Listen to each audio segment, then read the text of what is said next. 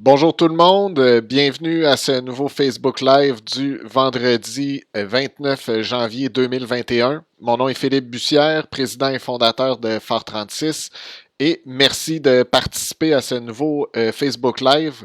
Aujourd'hui, le sujet que j'ai pour vous touche le email marketing. On va parler d'engagement au niveau du email marketing. J'ai même sorti mon tableau pour vous dessiner quelques trucs. Et on va parler aussi des mauvaises pratiques en email marketing parce que cette semaine, j'en ai vu beaucoup. Et puis, ça vient même des plus grosses organisations qu'on connaît.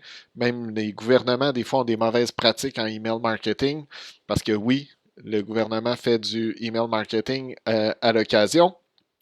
Et c'est de ça que je veux parler.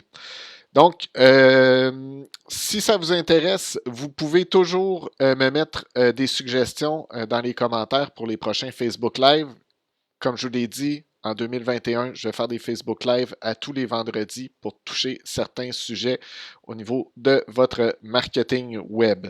On commence aujourd'hui à parler d'engagement dans vos emails. C'est rendu la mesure la plus importante que les services comme Gmail ou Outlook vont regarder.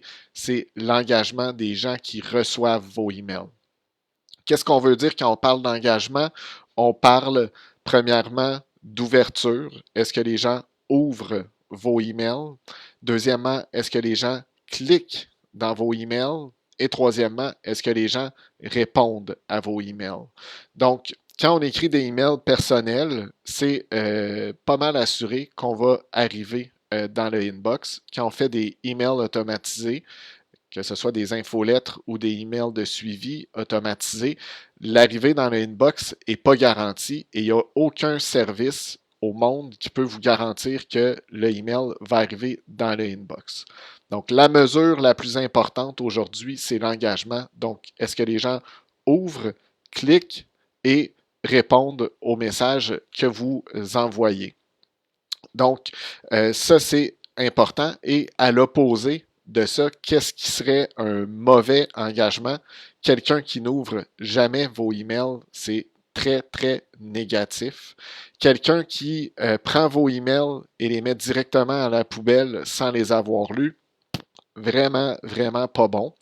Et aussi, euh, quand quelqu'un marque vos emails comme du spam, c'est pas bon.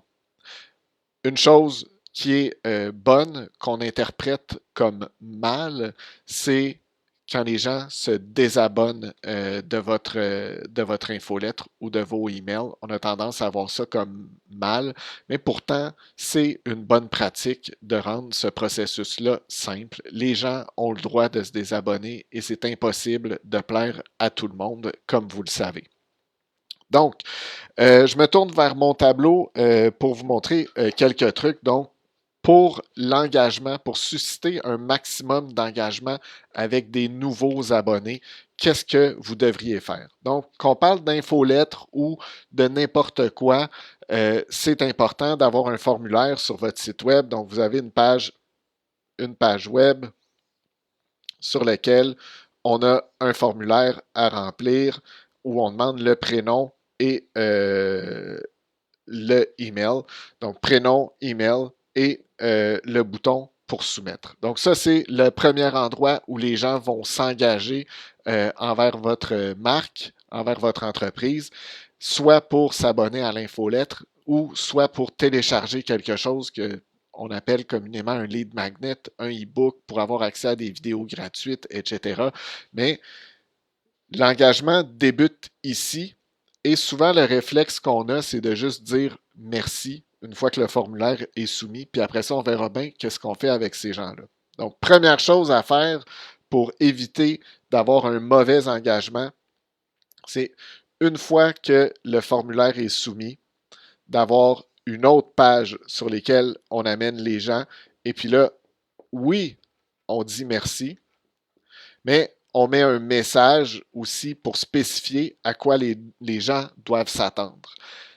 Habituellement, le message devrait ressembler à ce qui suit. Ça doit ressembler à quelque chose du genre allez voir votre boîte de réception, on vous a déjà envoyé un email. Donc ça, c'est important d'en parler. Puis aussi de dire, à toutes les semaines, on va vous envoyer une infolettre. À toutes les 2 semaines ou à tous les mois, mais à quoi on doit s'attendre de votre part, c'est vraiment important de venir en parler ici. Et finalement, c'est important de donner des instructions. Donc, là, je mets 3 petites boîtes, là, mais on va aller donner des instructions. Donc, premièrement, allez voir dans votre inbox pour retrouver notre email. Il provient de l'adresse philippe@fort36.com, par exemple, et c'est Philippe Bussière qui vous a envoyé le email. Donc, première chose à faire. Deuxième chose à faire, si le message est dans les pourriels, allez voir dans les pourriels et instruction numéro 2, déplacer le message dans le inbox pour pas que ça se reproduise. Et troisième information importante à mettre directement sur la page de remerciement, ajouter notre adresse email à vos contacts. Donc, tout ça doit être dit dès que la personne soumet le formulaire. Ensuite de ça, vous devriez avoir des emails de bienvenue qui sont prêts. Il n'y a rien de pire que de s'abonner à une infolettre au jour 1 et de rien recevoir de la part d'une entreprise avant le jour où la personne responsable de l'infolettre va décider de faire une infolettre et de finalement vous l'envoyer. Donc, vraiment, une fois que le formulaire est soumis, je vais prendre un autre crayon pour que ce soit un peu plus foncé. Une fois que le formulaire est soumis, il devrait avoir au moins un premier email qui part. Et là, c'est un email de présentation dans lequel on devrait retrouver, encore une fois, les mêmes instructions qu'on retrouve ici. Donc, ajoutez-nous à vos contacts, assurez-vous que les messages arrivent dans le inbox, assurez-vous d'ouvrir nos messages. Et dans ce premier email-là, pour pousser ça encore un peu plus loin, on peut dire aux gens, voyons, répondez-nous à ce message pour confirmer que vous l'avez bien reçu. Ça envoie vraiment les bons signaux quand quelqu'un ouvre dans un email, répond pour dire j'ai bien reçu. Et finalement, aussi, dans ce email-là, il devrait avoir un lien. Donc, un lien pour, vous le voyez comme ça, oui, un lien pour que les gens confirment leur adresse. Donc, légalement, c'est une obligation aux États-Unis, au Canada et en Europe d'obtenir le consentement des gens qui s'abonnent sur nos listes et il n'y a rien de gênant à demander aux gens de confirmer leur adresse, mais ce n'est pas juste pour le côté légal qu'il faut le faire, c'est également des très bons signaux qu'on envoie à Gmail, à Outlook, à Yahoo, à Orange.fr quand les gens ouvrent un email et cliquent dedans pour confirmer leur adresse. C'est un excellent message qu'on envoie. Plus vos abonnés sont engagés dans vos emails, plus le service que vous utilisez pour envoyer vos emails va utiliser des bonnes adresses IP pour envoyer vos messages. Donc, que vous travaillez sur Keep, ActiveCampaign ou MailChimp, si vous utilisez si vous avez des bonnes pratiques au niveau de l'engagement, les messages vont partir d'une meilleure adresse IP. Ensuite, une fois que le premier message ici est parti, je vous conseille de ne pas arrêter là. Vous devez avoir d'autres emails subséquents qui vont être prêts. Dans le cas d'une infolettre, vous devriez toujours avoir au moins une première infolettre de prête qui va partir le lendemain du premier email de présentation. Ça peut être une infolettre intemporelle d'ordre général, mais la personne vient de s'abonner et elle attend votre contenu. Je ne dirais pas, peut-être pas impatiemment, mais si elle s'abonne, elle s'attend à recevoir quelque chose rapidement. Et si vous la faites patienter plus que 2 ou 3 jours, il y a des grosses chances que le prochain email qu'elle reçoive de votre part, elle s'en rappelle même plus qu'elle s'est abonnée sur vos listes. Donc, n'oubliez pas que les gens ont en moyenne une centaine d'emails par jour dans leur inbox. Donc, si vous ne battez pas le fer pendant qu'il est chaud, ça va être difficile de garder ce nouvel abonné-là engagé. Donc, premier email avec une présentation, lien de confirmation, répondez-nous pour confirmer que vous avez reçu le email. Et deuxièmement, le lendemain, une première infolettre. Si c'est pour un lead magnet, un outil gratuit, etc., on peut même raccourcir le délai, mais préparez-vous déjà à ce que le email soit envoyé rapidement.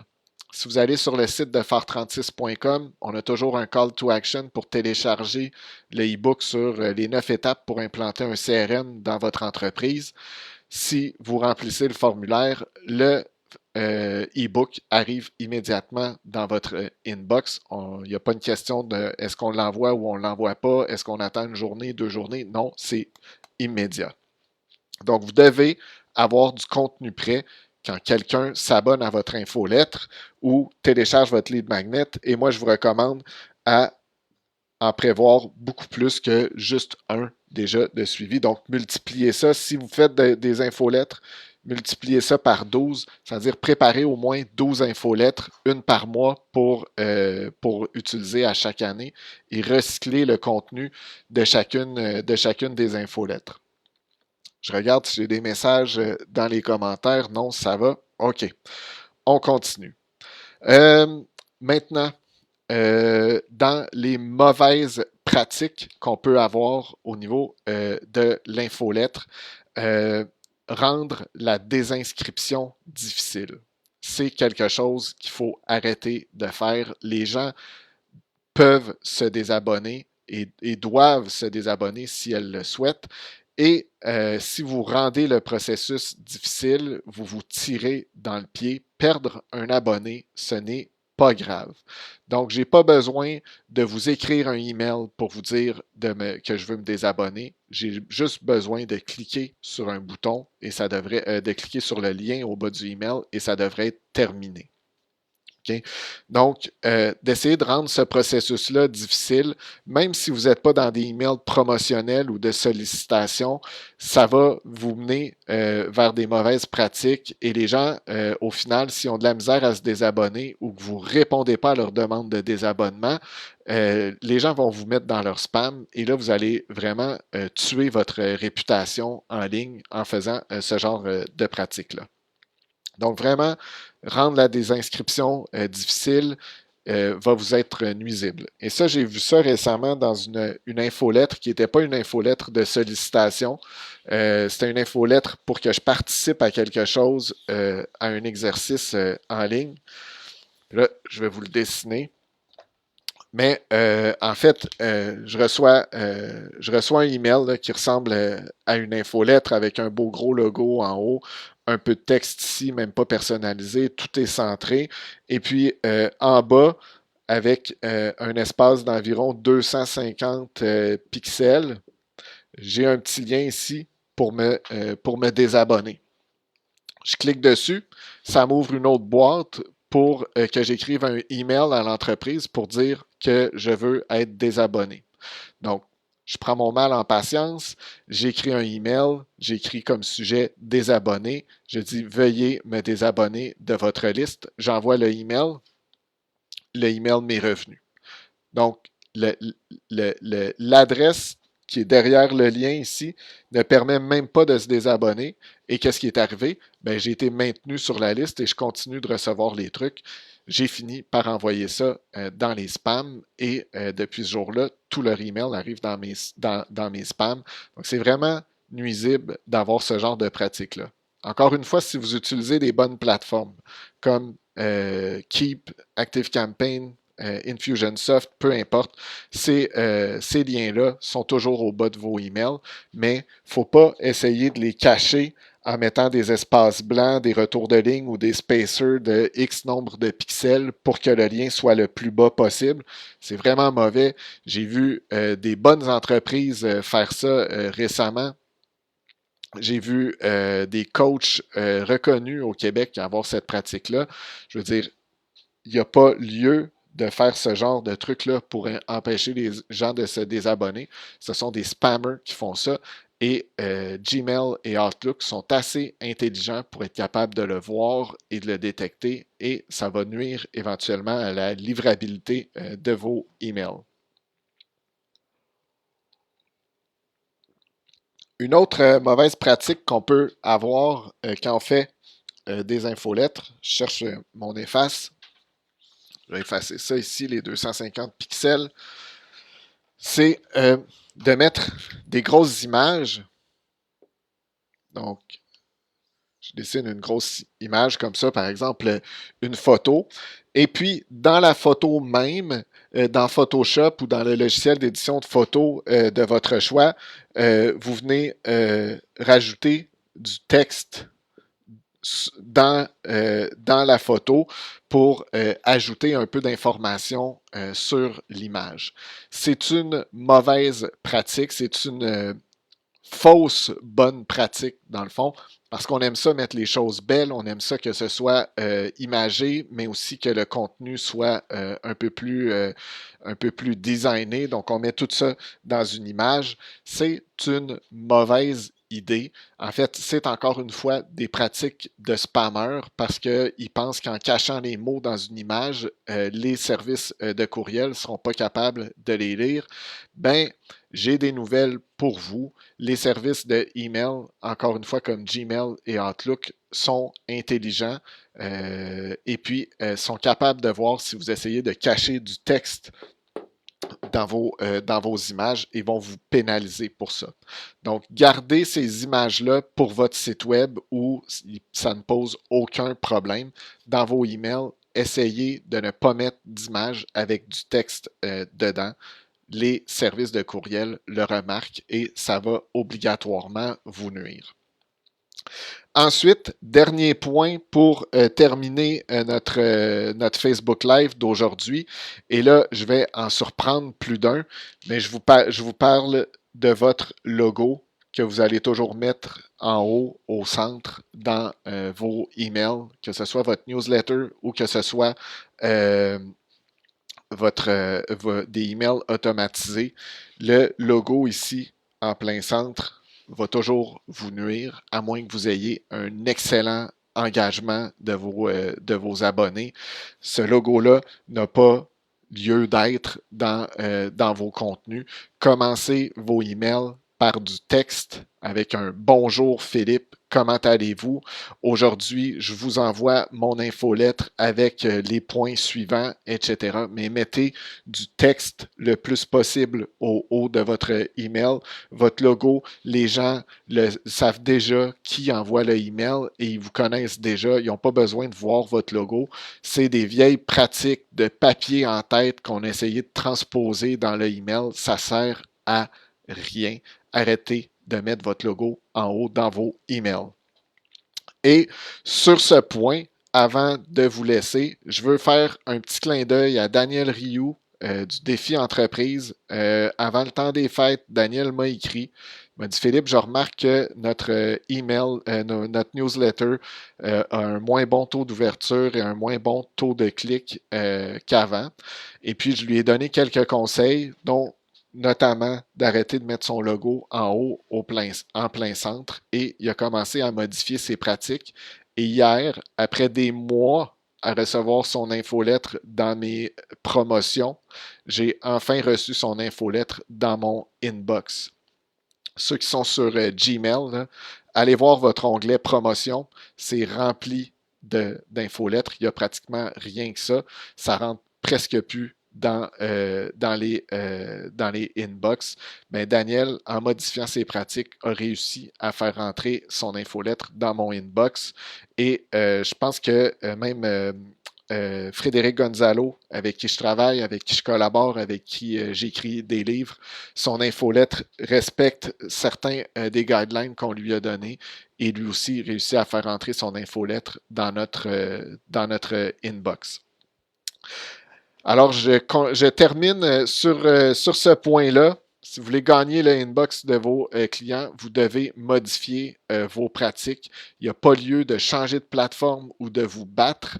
La meilleure façon d'augmenter nos statistiques avec une infolettre ou avec des emails automatisés, c'est de changer son contenu, de changer son approche qu'on a avec nos contenus, le formatage de nos emails et d'éliminer les mauvaises pratiques.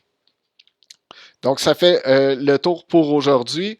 Vendredi prochain, 11h, 11h15, je vais être présent pour un autre Facebook Live. Si vous avez des recommandations ou des sujets que vous souhaitez que j'aborde, ça va me faire plaisir. Vous savez où me rejoindre. Vous pouvez écrire directement dans les commentaires. Alors, merci tout le monde et puis bonne fin de journée, bonne fin de semaine.